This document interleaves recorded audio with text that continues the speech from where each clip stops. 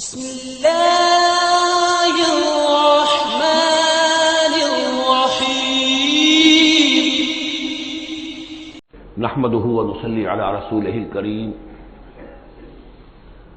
اما بعد فقد قال الله تبارك وتعالى كما ورد في سورة الطلاق اعوذ بالله من الشيطان الرجيم بسم الله الرحمن الرحيم يا أيها النبي إذا طلقتم النساء فطلقوهن لعدتهن وأحصوا العدة واتقوا الله ربكم لا تخرجوهن من بيوتهن ولا يخرجن إلا أن يأتين بفاحشة مبينة وتلك حدود الله ومن يتعد حدود الله فقد ظلم نفسه لا تدري لعل الله يحدث بعد ذلك أمرا صدق الله العظيم۔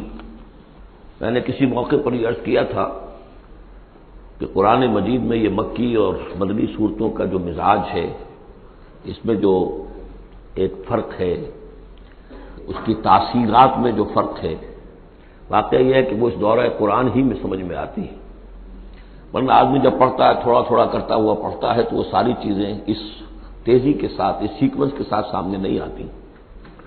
بہرحال مکی قرآن کی اپنی ایک شان ہے، مدنی صورتوں کا اپنا ایک رنگ ہے۔ اس کو میں نے تعبیر کیا تھا کہ دو جنتیں ہیں قرآن میں، جنتان، ایک مکی جنت ہے، ایک مدنی جنت ہے، تو ہم مدنی جنت کی سیر کر رہے ہیں۔ 8 صورتیں ہم پڑھ چکے ہیں، اب جو آخری 2 صورتیں رہ گئی ہیں اس گلدستے کی، یہ دونوں نہایت حسین جوڑے کی شکل میں ہیں۔ یہاں جو علامت ہے جوڑا ہونے کی، وہ پہلی تو ایک ہے ظاہری، دونوں صورتیں شروع ہوں گی، سورہ طلاق بھی، سورہ تحریم بھی، یا ایھا النبی، یا ایھا النبی۔ دوسری یہ کہ دونوں کا موضوع جو ہے وہ اسلام کا معاشرتی نظام ہے۔ اسلام کا معاشرتی نظام اور خاص طور پر آئلی نظام، آپ کو معلوم ہے اس کی اتنی اہمیت ہے کہ سورہ بقرہ سے بات شروع ہوئی، 4 رکوع وہاں پر مفصل انہی موضوعات پر آئے، پھر سورہ نساء میں مفصل بحثیں آئیں، پھر یہ کہ سورہ نور میں، سورہ احزاب میں، پھر مجادلہ میں ہم نے دیکھا کہ ایک مسئلہ آ گیا زہار کا، اور اب یہاں پر 2 صورتیں مکمل آ رہی ہیں اس 10 صورتوں کے مجموعے میں بھی۔ تو اس سے اندازہ ہونا چاہیے کہ اس آئلی قوانین کا اور معاشرتی جو ویلیوز ہیں اسلام کی، ان کی کتنی اہمیت ہے اللہ تعالیٰ کے نزدیک۔ ان میں جو 2 جوڑے کے جو یہ 2 فرد ہیں، تو گھریلو زندگی میں 2 امکانی صورتیں پیدا ہوتی ہیں۔ ایک تو معتدل تو یہ ہے کہ جو اللہ کے حقوق ہیں ان کو فائق رکھا جائے، اس کے نیچے جو اللہ نے حق شوہر پر بیوی کا رکھا ہے وہ بیوی ادا کرے، جو بیوی پر شوہر کا فرض ہے وہ شوہر جو ادا کرے۔ تو یہ فرائض اور حقوق کا ایک توازن ہے جو اللہ تعالیٰ نے قائم کیا ہے۔ اگر یہ توازن خوبصورتی سے چل رہا ہے، حدود اللہ جو ہیں وہ ٹوٹ نہیں رہی ہیں، کہیں اس میں کوئی رخنا پیدا نہیں ہو رہا ہے، شوہر بھی بیوی بھی اپنے فرائض دینی کو ادا کرنے میں لگے ہوئے ہیں، چاہے ان میں ہائر لیول پر جا کر تھوڑا سا فرق ہو جاتا ہے، جو عام زندگی ہے اس میں کوئی فرق نہیں ہے، نماز عورت کو بھی پڑھنی ہے، مرد کو بھی پڑھنی ہے، زکوٰۃ مرد کو بھی دینی ہے، عورت کو بھی دینی ہے، روزہ عورت کو بھی رکھنا ہے، مرد کو بھی رکھنا ہے، حج جو ہے وہ فرض ہے۔ اس کے بعد دعوت و تبلیغ میں آگے تھوڑا سا فرق ہو جائے گا کہ عورتوں کا دائرہ محدود ہو جائے گا، وہ مردوں میں جا کے دعوت و تبلیغ نہیں کریں گی، خواتین میں کریں یا اپنے محرم مردوں میں کریں، لیکن فرضیت قائم رہتی ہے۔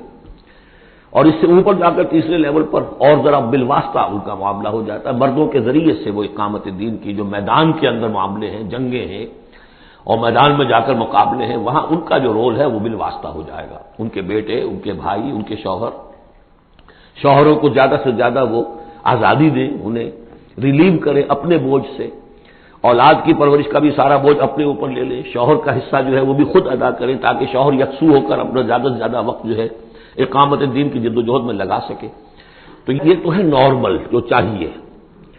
اب اب نارملٹی یا ادھر ہوگی یا ادھر ہوگی، ایک طرف کو ہوئی، فرض کیجئے لیفٹ کی طرف ہو گئی، اس کی معنی کیا ہے کہ مزاج نہیں مل رہا، ہر وقت کی چک چک ہے، خامخواہ جو ہے گھر جو ہے اس کے اندر اختلاف ہی اختلاف ہے، ہر وقت کی لڑائی چل رہی ہے، تو اس سے بہتر ہے طلاق ہو جائے۔ وہ ہے طلاق، سورہ طلاق، کہ خامخواہ اس قسم کے مسئلوں میں، لیکن یہ کہ طلاق جو آخری شکل ہے اس کے کچھ حدود ہیں، قیود ہیں، ضوابط ہیں، قواعد ہیں، قوانین ہیں، ان کی پوری پابندی ہو۔ جیسا کہ سورہ نساء میں ہم دیکھ چکے ہیں کہ اگر وہ علیحدہ ہو جائیں تو اللہ دونوں کو غنی کر دے گا، اس کو بھی اور اس کو بھی، اس کے لیے بھی کوئی بہتر شوہر کے لیے بہتر کوئی بیوی عطا کر دے گا اور اس بیوی کو کوئی شوہر بہتر عطا کر دے گا۔ ایک دوسری انتہا یہ ہوتی ہے کہ شوہر اپنی بیویوں کی اتنی دلجوئی کرے، اتنی ان کی جو ہے پیمپرنگ جس کو کہتے ہیں کرے، کہ اس میں حدود اللہ بھی ختم ہو جائے، شریعت کے تقاضے بھی ختم ہو جائیں، شریعت کے احکام بھی کہیں جو ہے پامال ہو جائیں۔ سب سے بڑھ کر یہ کہ جو اپنے فرائض ہیں، دعوت و اقامت دین کی جدوجہد کو ان کو وہ ادا نہ کر سکے، تو اہل و عیال کا اتنا لحاظ، یہ غلط ہے۔ تو دو انتہاؤں کو یہاں پر لیا گیا ہے۔ پہلی انتہا میں بھی بات کی گئی حضور سے، دوسری میں بھی، اگرچہ پہلے کا سوال حضور کے لیے ہے ہی نہیں، حضور نے نہ کوئی طلاق دی نہ آپ کو طلاق دینے کی اجازت تھی، اس لیے کہ آپ کی ازواج مطہرات جو ہیں وہ تو امت کے لیے ماؤں کی حیثیت سے ہیں، اور سورہ احزاب میں ہم پڑھ چکے ہیں کہ وہ کسی اور سے بعد میں نکاح نہیں کر سکتی تھی، تو طلاق دینے کا سوال نہیں، اسی لیے آپ کو 4 کی وہ حد ہے، لمٹ ہے، اس سے بھی آگے بڑھ کر مزید نکاح کرنے کی اجازت دی گئی تھی۔ بہرحال یہ رب دیکھ لیجئے گا۔ اب آ کے ہم چلتے ہیں، وقت کی کمی کے پیش نظر زیادہ تمہید میں وقت نہیں لینا چاہتا۔ ان صورتوں پر میرے بڑے مفصل دروس موجود ہیں، وہ آپ دیکھ سکتے ہیں۔ یا ایھا النبی اذا طلقتم النساء فطلقوهن لعدتهن، اے نبی جب آپ لوگ نکاح اور اپنی عورتوں کو طلاق دیں، اب دیکھیے یا ایھا النبی واحد، طلقتم النساء فوراً جمع کا صیغہ، اس لیے کہ حضور سے تو یہ متعلق ہی نہیں ہے۔ حضور کو تو مسلمانوں کے نمائندے کی حیثیت سے اور معلم کی حیثیت سے اور ہادی کی حیثیت سے خطاب کیا گیا، اصل میں مسلمانوں سے ہے کہ جب تم طلاق دو اپنی بیویوں کو فطلقوهن لعدتهن، تو ان کی عدت کے حساب سے طلاق دو۔ عدت جو ہے وہ ایک تو یہ کہ طہر میں طلاق دی جائے، حیض کی حالت میں نہ ہو، اور پھر یہ ہے کہ اگر دینی ہی ہے تو پھر اس کے بعد بھی جو طلاق دی جائے وہ بھی پھر طہر کی حالت میں دی جائے۔ اس طریقے سے جو بھی قوانین ہیں، وہ احصل عدہ، عدت کا پورا لحاظ رکھو۔ وہ عدت اس طریقے سے بھی ہے کہ مطلقہ جو ہے جو عدت اس کی ہوگی اس کے اندر وہ کوئی اور شادی نہیں کر سکتی، البتہ عدت پوری کرنے کے بعد وہ آزاد ہوگی۔ عدت اس اعتبار سے بھی ہے کہ اگر طلاق رجعی ہے تو وہ اسی عدت کے اندر شوہر واپس اپنی بیوی کو لوٹا سکتا ہے، اور اگر وہ 1 یا 2 طلاقیں تھی، طلاق بائن ہو گئی ہے، ان کے درمیان سیپریشن ہو چکی ہے، تب بھی وہ بغیر کسی اور حلالے وغیرہ جس کو ہمارے ہاں کہتے ہیں کہ عورت کے لیے ضروری نہیں ہے کہ وہ کسی اور سے نکاح کرے پھر وہ طلاق دے تو سابق شوہر سے اس کا نکاح ہو، بلکہ یہ کہ وہ دوبارہ نکاح کر سکتے ہیں اگر صرف 2 طلاقوں کے بعد عدت ختم ہوئی تھی۔ تو یہ تمام قواعد و ضوابط ہیں۔ واتقوا اللہ ربکم، اور اللہ کا تقوی اختیار کرو جو تمہارا رب ہے۔ لا تخرجوہن من بیوتہن، انہیں مت نکال باہر کرو ان کے گھروں سے کہ بس غصے میں آئے ہوئے ابھی طلاق نہیں، نکل جاؤ میرے گھر سے، یہ نہیں، یہ قطعی غلط بات ہے۔ اس کی عدت ہے اور اس عدت کے اندر وہ تمہارے ہاں رہ سکتی ہے، تمہیں رکھنا ہے اسے اپنے ہاں۔ ولا یخرجن، وہ خود بھی نہ نکلے، الا ان یاتین بفاحشۃ مبینہ، البتہ اگر کوئی کھلی بے حیائی کی بات ہوئی ہے، کوئی بدکاری کی ہے عورت نے، وہ معاملہ اور ہو سکتا ہے کہ اس میں کوئی سختی کی جائے، عام حالات میں نہیں۔ وتلک حدود اللہ ہے، یہ اللہ کے حدود ہیں۔ ومن یتعدی حدود اللہ ہے، اور جو اللہ کی حدود سے تجاوز کرے گا فقط ظلم نفسہ، تو اس نے تو اپنے اوپر بڑا ظلم کیا۔ لا تدری لعل اللہ یحدث بعد ذلک امرا، تمہیں نہیں معلوم کہ شاید اس کے بعد اللہ تعالیٰ کوئی نئی صورت پیدا کر دے۔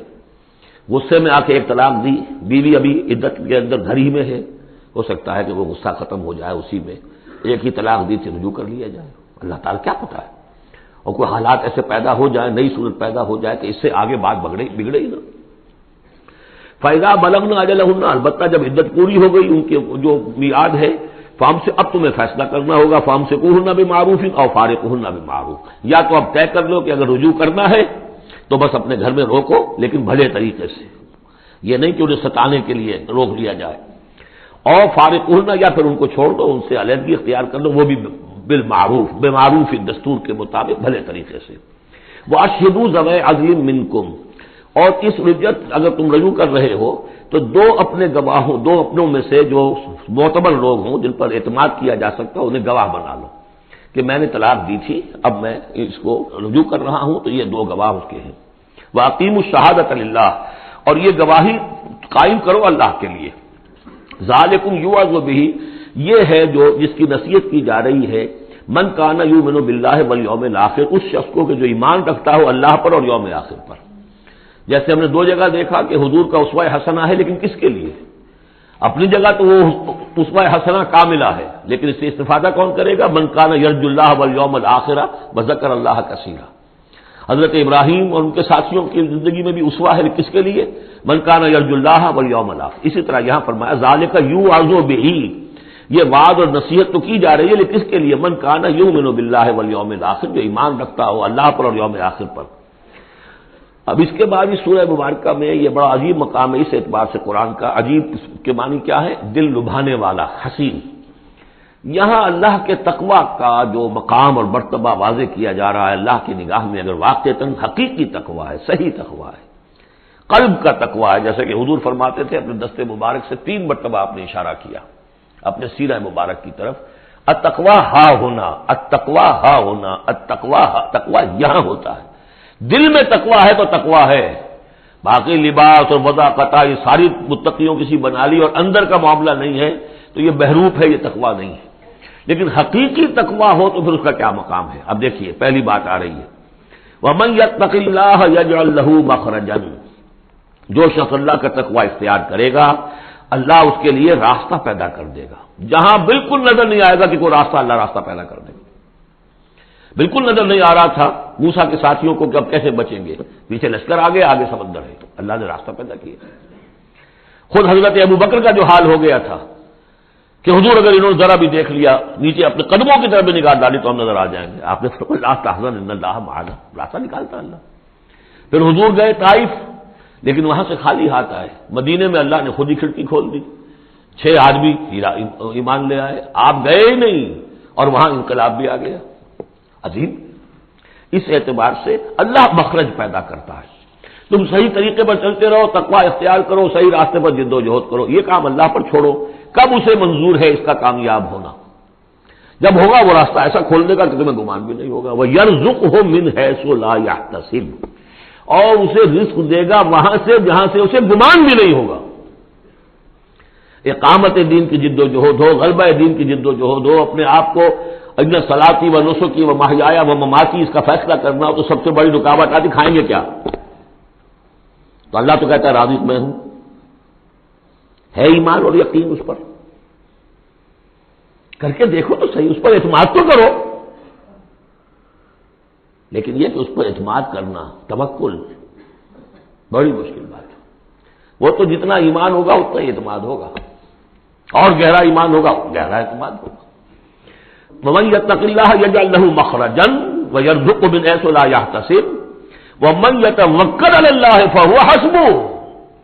یہ تو ابھی تقوی والے کی بات ہے کہ وہ وہاں سے رزق دے گا جہاں سے اسے ملے گا بھی نہیں، اور جس نے اللہ پر توکل کر لیا تو وہ اس کے لیے بہت کافی ہو جائے گا. توکل کر کے تو دیکھو، حسبہ وہ اس کے لیے کافی ہے. یہاں تک فرمایا ہے حدیث قدسی میں، حدیث میں من کان فی حاجت اخیہ کان اللہ فی حاجتہ. اگر کوئی مسلمان اپنے کسی بھائی کی ضرورت پوری کرنے میں لگ رہا ہے، اپنا وقت صرف کر رہا ہے، اللہ اس کی ضرورت پوری کرنی شروع کر دیتا ہے. فکر ماں در کار ماں آزار ماں، کار ساز ماں بے فکر کار ماں. یہ فارسی شاعری کے اندر یہ دینی حقائق ہیں. کار ساز ماں بے فکر کار ماں، میرا کارساز میرے کاموں کی فکر کر رہا ہے، میں نے اپنے آپ کو اس کے کام کے لیے لگا دیا. وہ دنیا میں بھی ذرا سا بھی کوئی شریف انسان ہوگا، آپ اس کے ہو جائیں وہ آپ کو چھوڑ دے گا پھر کہیں؟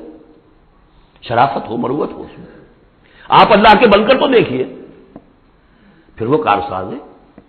کارساز ماں بے فکر کار ماں، فکر ماں در کار ماں آزار ماں. جب میں اپنے معاملات کی فکر خود کرتا ہوں، کوئی نہ کوئی ٹھوکر کھاتا ہوں، کوئی نہ کوئی غلطی کرتا ہوں، آزار اپنے سر کے اوپر پیدا کر لیتا ہوں. اپنے آپ کو حوالے کرو. اس کا نام ہے تفویض الامر الی اللہ. افوض امری الی اللہ ان اللہ بصیر بالعباد. ان اللہ بالغ امرہ، اللہ تعالیٰ تو اپنا معاملہ تو پورا کر کے ہی رہتا ہے. وہ تو دین کو غالب کرنا ہے، کرنا ہی ہے. کون اس کے اندر نفع کما گیا، کون محروم رہ گیا، یہ ان کی قسمت ہے. ابو بکر اور عمر اور عثمان اور علی اور عبد الرحمن ابن عوف یہ اپنی بازی جیت گئے. ابو جہل ابو لہب محروم رہ گئے. یہ تو اب ان کا معاملہ ہے. اللہ تو اپنی بات پوری کرا دے گا، اور اس دنیا کے ختم ہونے سے پہلے پہلے پورے عرضی پر اللہ کا دین غالب ہوگا. یہ ہونا ہے. دیکھنا یہ ہے کہ تم اس بہتی گنگا میں کو ہاتھ دھونے کو تیار ہو یا نہیں، یا تم محرومین کی فہرست میں اپنے آپ کو لانا چاہتے ہو. بس اپنا تن من دھن لگا دو اس کے اندر تمہاری ہڈیوں کا چورا ہو کر بھی اس نئی تعمیر کی بنیادوں میں اگر لگ جائے تو بہت بڑی کامیابی ہے۔ قد جعل اللہ لکل شیء قدرا، بہت عمدہ مقام ہے، اللہ نے ہر چیز کے لیے ایک اندازہ مقرر کیا ہوا ہے، کب اللہ کی مدد آئے گی یہ بھی اس نے طے کیا ہوتا ہے۔ You have to qualify, pre qualification conditions ہیں، تب مدد آئے گی، یوں نہیں آتی مدد۔ اپنا سب کچھ لگا دو پھر کہو کہ اللہ میری 15 برس کی کمائی کل میدان میں نے وجود ڈالی ہوئی ہے، 15 برس کی کمائی، دن کی اور رات کی کوششیں ہیں میری، صبح اور شام کی کوششیں ہیں میری، 15 برس وہ میدان میں نے لا کے ڈال دی ہے۔ تب پکارو اللہ کو۔ اپنا مال بچا کے رکھنا ہے، اپنی مستقبل کو بھی بچانا ہے، اپنی اولاد کو بھی بچانا ہے، اور اللہ کا دین غالب ہو جائے، کہیں نام لکھا کے کسی جماعت میں شامل ہو کر بڑا تیر مار دیا، گویا کہ اللہ تعالیٰ تو جانتا ہی نہیں کتنی کنٹریبیوشن ہے، کتنا اثار ہے، کتنی قربانی ہے، کتنا وقت ہے، کتنی محنت ہے، اللہ جانتا ہے۔ باقی اس نے ہر چیز کا ایک اندازہ مقرر کیا ہوا ہے۔ اب اس کے بعد پھر آ رہا ہے وہی طلاق کا معاملہ، واللائی یئسن من المحیض من نسائکم، اور تمہارے ہاں کی وہ خواتین کے جن کا حیض کا سلسلہ بند ہو چکا ہو، مایوس ہو چکی ہو حیض سے، ان ارتبتم فعدتہن ثلاثۃ اشہر، اگر اس میں کوئی شک بھی ہو تو پھر 3 مہینے عدت ہو جائیں گے۔ اب حیض تو آ نہیں رہا کہ 3 طہور اور 3 حیض کا کوئی حساب کیا جائے۔ واللائی لم یحضن، اور وہ ابھی بچپن میں نکاح ہو گیا کیونکہ ہو جاتا تھا، اور ابھی بچی کو جو ہے وہ ابھی ایام شروع ہی نہیں ہوئے ہیں، تو اب ان کی عدت کیسے ہوگی اگر ان کو طلاق دے دی گئی؟ تو ان کے لیے بھی یہ کہ 3 مہینے۔ وَأُولَاتُ الْأَحْمَالِ أَجَلُهُنَّ أَن يَضَعْنَ حَمْلَهُنَّ، اور جو حاملہ ہوں ان کی پھر عدت یہ ہے کہ وہ وضع حمل ہو جائے، بچے کی پیدائش ہو جائے، اس کے بعد وہ ان کی جو ہے عدت ختم ہوگی۔ یہ بھی ہو سکتا ہے کہ پورے 8 مہینے لگ جائیں، 9 مہینے لگ جائیں، 4 مہینے ہو، 6 ہو، واللہ اعلم۔ وَمَن يَتَّقِ اللَّهَ، پھر دیکھیے تقویٰ، وَمَن يَتَّقِ اللَّهَ يَجْعَل لَّهُ مِنْ أَمْرِهِ يُسْرًا، جو اللہ کا تقویٰ اختیار کرتا ہے اللہ اس کے کاموں میں آسانی پیدا کر دیتا ہے۔ فَسَنُيَسِّرُهُ لِلْيُسْرَىٰ، ذَلِكَ أَمْرُ اللَّهِ أَنزَلَهُ إِلَيْكُمْ، یہ اللہ کا حکم ہے جو اس نے نازل کر دیا ہے تمہاری طرف، اللہ یہ ذمہ داری لے رہا ہے اپنے اوپر۔ وَمَن يَتَّقِ اللَّهَ يُكَفِّرْ عَنْهُ سَيِّئَاتِهِ، اور جو اللہ کا تقویٰ اختیار کرے گا اللہ تعالیٰ اس کی برائیوں کو، اب یہ آخرت کا معاملہ ہو رہا ہے، اس کی برائیوں کو، اس کے گناہوں کو اس کے نامہ اعمال سے دھو دے گا۔ وَيُعْظِمْ لَهُ أَجْرًا، اور اس کے لیے بہت بڑا اجر اور ثواب ہے جو عطا کرے گا۔ اسکنوہن من حیث سکنتم من وجدکم، اب کسی عورت کو طلاق دی ہے، ایک طلاق دی ہے، عدت میں رکھنا ہے گھر میں، وہ پہلے آ چکا ہے، لیکن گھر میں ایسا نہ ہو کہ کہیں کسی ملازمہ کی کوٹڑی میں ڈال دو اس کو۔ اسکنوہن من حیث سکنتم، وہیں رکھو جہاں تم رہتے ہو، من وجدکم، جو بھی تمہاری جو مقدور ہے اس کے مطابق، اسی سٹیٹس کے ساتھ۔ ولا تضاروہن لتضیقوا علیہن، اور انہیں کوئی تکلیف نہ پہنچاؤ کہ ان پر تنگی کر دو کہ وہ خود ہی جلدی سے روانہ ہو جائیں، گھر چھوڑ کے نکلنے پہ مجبور ہو جائیں۔ وَإِن كُنَّ أُولَاتِ حَمْلٍ، اور اگر وہ حاملہ ہوں، فَأَنفِقُوا عَلَيْهِنَّ، تو اب ان کے اوپر خرچ کرو، ان کا دان نفقہ وہ تمہارے ذمے ہے، حَتَّى يَضَعْنَ حَمْلَهُنَّ، یہاں تک کہ پھر وہ واضح حمل سے فارغ ہو جائیں۔ فَإِنْ أَرْضَعْنَ لَكُمْ، پھر اگر وہ تمہارے لیے، تمہارے بچہ تو تمہارا ہے، اس کو اگر دودھ پلاتی ہیں، فَآتُوهُنَّ أُجُورَهُنَّ، تو انہیں ان کا اجر اور ان کا بدلہ عطا کرو۔ وَاعْتَمِرُوا بَيْنَكُم بِمَعْرُوفٍ، اور آپس میں مشورہ کر لیا کرو بڑے بھلے طریقے سے۔ اگر طلاق بھی ہو گئی کوئی بات نہیں، انسان تو ہے نا، انسانی سطح پر، اب شوہر بیوی نہیں رہے لیکن انسان تو ہے، انسانی سطح کے اوپر بات کر لی جائے۔ وَاعْتَمِرُوا بَيْنَكُم بِمَعْرُوفٍ وَإِن تَعَاثَرْتُمْ، اور اگر کہیں ایسی زدم زدہ ہو جائے کہ بیوی کہ میں تو دودھ نہیں پلاتی یا کوئی اور مسئلہ ہو، فَسَتُرْضِعُ لَهُ أُخْرَىٰ، تو پھر کوئی اور عورت جو ہے اس کو دودھ پلائے۔ لِيُنْفِقْ ذُو سَعَةٍ مِّن سَعَتِهِ، اب اس تمام معاملے میں جو بھی شوہر ہے وہ خرچ کرے، جو وسعت والا ہے وہ اپنی وسعت کے مطابق خرچ کرے، جو اس کا بھی سطح اللہ نے اسے دی ہے اس کے مطابق۔ وَمَنْ قُدِرَ عَلَيْهِ، اور جس کے اوپر اللہ تعالیٰ نے رزق کی کوئی تنگی رکھی ہے، ناپ تول کر دے رہا ہے، کوئی فراوانی نہیں ہے، فَلْيُنْفِقْ مِمَّا آتَاهُ اللَّهُ، تو وہ خرچ کرے اس میں سے جو اللہ نے اس کو دیا ہے۔ لَا يُكَلِّفُ اللَّهُ نَفْسًا إِلَّا مَا آتَاهَا، اللہ تعالیٰ کسی جان کو ذمہ دار نہیں بنائے گا مگر اسی حد تک جو کچھ کہ اس نے اسے دے رکھا ہے۔ کشادگی دی ہے تو اپنی اس بیوی جو ہے مطلقہ اس کے اوپر تم رکھو، کشادگی رکھو، تنگی ہے تو ٹھیک ہے، اس حساب سے دو، اللہ تو جانتا ہے۔ سَيَجْعَلُ اللَّهُ بَعْدَ عُسْرٍ يُسْرًا، یقیناً اللہ تعالیٰ جو ہے اس کے لیے سختی کے بعد آسانی بھی پیدا کر دے گا۔ وَكَأَيٍّ مِّن قَرْيَةٍ أَتَتْ عَنْ أَمْرِ رَبِّهَا، اور کتنی ہی بستیاں ایسی ہیں جنہوں نے اپنے رب کے حکم سے سرکشی کی۔ ورسلہ، اور اپنے رسولوں سے سرتابی کی، ان کا کفر کیا، فحاسبناها حسابا شدیدا وعذبناها عذابا نکرا، تو ہم نے پھر ان سے محاسبہ کیا، ان کا بہت شدید محاسبہ، اور ہم نے ان پر آفت ڈالی اور عذاب بھیجا ان پر بہت بڑا عذاب۔ فذاقت وبال امرها، پھر ان بستیوں نے اپنے معاملے کی پوری سزا جو ہے بھگت لی، وکان عاقبت امرها خسرا، اور یقیناً جو ابھی عاقبت والا معاملہ آنے والا ہے، ان کے معاملے کا جو ابھی عاقبت ہے وہ تو پھر بڑے ہی ٹوٹے والا معاملہ ہے۔ اعد اللہ لهم عذابا شدیدا، اللہ تعالیٰ نے ان کے لیے بڑے شدید عذاب کو تیار کیا ہوا۔ فاتقوا اللہ یا اولی الالباب، تو اے ہوش مندو اللہ کا تقوی اختیار کرو، وہی تقوی جس کے اوپر 4 مختلف طور سے بات ہو چکی ہے۔ الذین آمنوا، اے وہ ہوش مندو جو ایمان بھی لے آئے ہو، اللہ کا تقوی اختیار کرو۔ قد انزل اللہ الیکم ذکرا، اللہ نے تمہاری طرف ذکر نازل کر دیا ہے۔ یہ آیت بڑی اہم ہے، ذکر کی آگے وضاحت آ رہی۔ ذکر سے مراد کیا ہے؟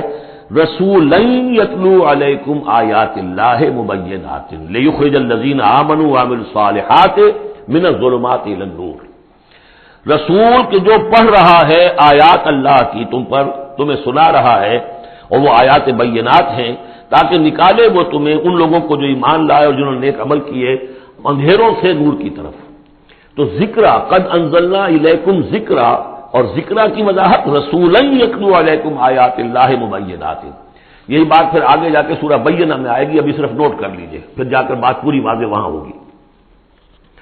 ومن یؤمن باللہ ویعمل صالحا یدخلہ جنات تجری من تحتہا الانہار خالدین فیہا ابدا، اور جو کوئی اللہ پر ایمان رکھتا ہے اور نیک عمل کرتا ہے، اور نیک عمل سے مراد ایمان کے جملہ تقاضے ہیں۔ اب نیک عمل جب مکے میں جب تھے حضور، نیک عمل کیا تھا؟ ابھی شراب بھی حرام نہیں ہے، جوا بھی حرام نہیں ہے، سود بھی حرام نہیں ہے، پہلے 10 برس نماز پنج گانا بھی نہیں ہے۔ اس وقت نیک عمل کا کیا مطلب ہے؟ اللہ پر ایمان اور اس کی دعوت، اور تکلیف آئے تو استقامت اور جھیلنا۔ نماز آئی تھی، رات کو کھڑے رہا کرو اللہ کے سامنے، اس وقت کا نیک عمل یہ تھا۔ اب جیسے جیسے آیا مدینے میں آ گئے، اب جہاد ہے، قتال ہے، انفاق ہے، مال خرچ کرو، اب روزہ بھی فرض کیا گیا، اب نماز پنج گانا بھی جو ہے 2 سال پہلے ہو چکی ہے، اب تمہارے اوپر زکوٰۃ بھی ایک نصاب کے حساب سے آ گئی ہے، عشر بھی آ گیا ہے، اب یہ ہے۔ تو جس وقت دین کا جو تقاضا ہے وہ پورا کرنا، جملہ تقاضے، وہ عمل صالح ہے۔ ہمارا تصور یہ ہوتا ہے جہاں قرآن میں عمل صالح آیا، نماز، روزہ، ذکر، یہ اذکار، یہ ہمارے ذہن میں آتا ہے، ہم اس کو پڑھتے ہیں اپنے ذہن میں صرف ان چیزوں کے حوالے سے، جبکہ عمل، جدوجہد، محنت، وہ ہر جگہ جو حکم ہے اس وقت کا حکم ہے۔ ومن یؤمن باللہ ویعمل صالحا یدخلہ جنات تجری من تحتہا الانہار خالدین فیہا ابدا، وہ داخل کرے گا ان باغات میں جن کے نیچے ندیاں بہتی ہوں گی، اور اس میں وہ رہیں گے ہمیشہ ہمیش ابدا۔ قد احسن اللہ لہ رزقا، اللہ تعالیٰ نے اس کے لیے بڑا عمدہ رزق فراہم کیا ہے۔ اب ایک آیت آ رہی ہے جو آیات متشابہات میں سے ہے، تاحال اللہ الذی خلق 7 سماوات، ویسے تو یہ کہ 7 آسمانوں کا معاملہ بھی میں بار بار عرض کرتا رہا ہوں کہ ابھی آیات متشابہات میں شمار ہوگا۔ وَمِنَ الْأَرْضِ مِثْلَهُنَّ، اللہ تعالیٰ نے 7 آسمان بنائے ہیں اور زمین میں سے بھی اتنی ہی، ویسی ہی، گویا کہ زمینیں بھی کوئی 7 زمینیں ہیں۔ اب اس پر یہ ہے کہ مختلف مفسرین نے اپنے اپنے اندازے، زمین کے 7 طبقات ہیں یا کچھ اور، لیکن بہرحال ابھی ہم نہیں سمجھ سکیں گے، کوئی 7 زمینیں بھی ہیں، کسی وقت آ کر یہ حقیقت منکشف ہو جائے گی۔ یتنزل الامر بینہن، اور یہ آسمان اور زمین کے درمیان اللہ کا امر نازل ہوتا ہے، جیسے کہ ہم پڑھا ہے سورہ سجدہ میں، یدبر الامر من السماء الى الارض ثم یعرج الیہ فی یوم کان مقدارہ 1000 سنۃ مما تعدون، یہ 1000 سال کی اللہ تعالیٰ کی ایک پلاننگ ہوتی ہے، آسمان سے زمین کی طرف اس کا فیصلہ جو ہے وہ آتا ہے، فرشتے لے کر آتے ہیں، تنفیذ ہوتی ہے، اور پھر یہ کہ وہ امر جو ہے اٹھا لیا جاتا ہے۔ اب اگلے 1000 سال کا دوسرا امر ہے جو اللہ کی طرف سے اگلے دن کا لیے طے ہو چکا ہے۔ لِتَعْلَمُوا أَنَّ اللَّهَ عَلَىٰ كُلِّ شَيْءٍ قَدِيرٌ، تمہیں اس کا یقین رہنا چاہیے کہ اللہ تعالیٰ ہر چیز پر قادر ہے۔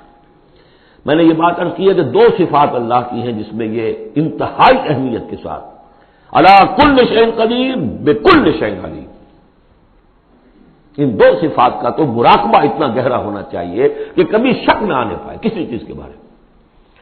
وَأَنَّ اللَّهَ قَدْ أَحَاطَ بِكُلِّ شَيْءٍ عِلْمًا، دیکھیے دوسری بھی آ گئی، علم، اور یہ کہ اس نے ہر شے کا اس کے علم کا احاطہ کیا ہوا ہے، نہ اس کی قدرت سے باہر کچھ ہے نہ اس کے علم سے باہر کچھ ہے۔